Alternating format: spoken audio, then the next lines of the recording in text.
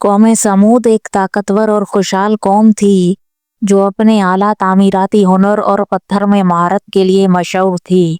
وہ علاقے ہجر میں آباد تھے جہاں انہوں نے پہاڑوں کے اندر عظیم الشان گھروں کی تعمیر کی تھی۔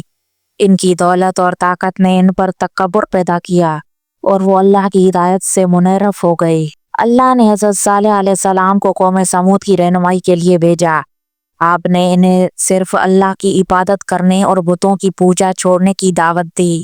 آپ نے اللہ کی رحمت یاد دلائی اور توبہ کرنے کی ترغیب دی، تاہم ان میں سے زیادہ تر لوگوں نے آپ کا پیغام مسترد کیا جبکہ کچھ نے ایمان بھی قبول کیا۔ حضرت صالح علیہ السلام کی نبوت کی نشانی کے طور پر اللہ نے ایک معجزہ دیا۔ حضرت صالح نے پتھر پر ضرب لگائی اور ایک بڑی اور حیرت انگیز اونٹنی نکلی جس کے دودھ دینے کی صلاحیت تھی۔ حضرت صالح نے لوگوں کو حکم دیا کہ وہ اونٹنی کا احترام کریں اور اسے نقصان نہ پہنچائیں۔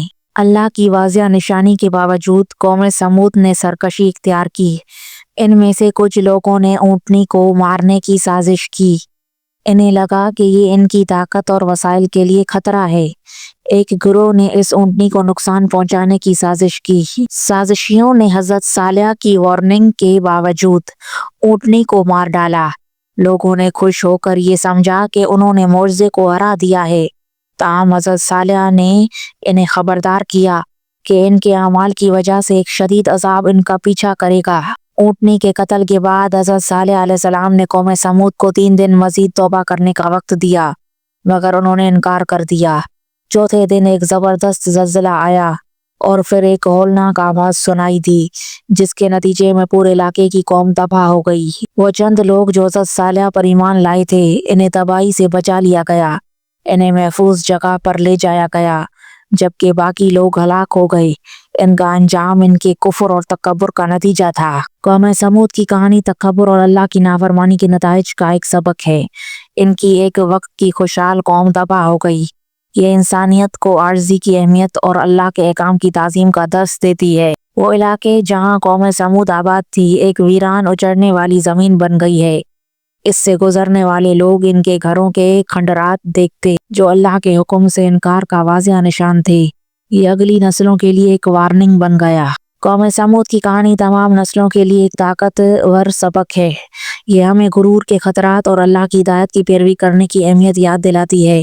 ان کی تباہی اللہ کی طاقت اور اس کے حکم کو نظر انداز کرنے کے نتائج کا ایک گواہ ہے۔ اگرچہ قوم سمود کا خاتمہ ہو گیا لیکن ان کی کہانی نسلوں تک سنائی جاتی رہی۔ حضرت صالح کے بعد جو بھی انبیاء اور رسول آئے انہوں نے قوم سمود کی تباہی کو دوسروں کے لیے ایک انتباہ کے طور پر پیش کیا۔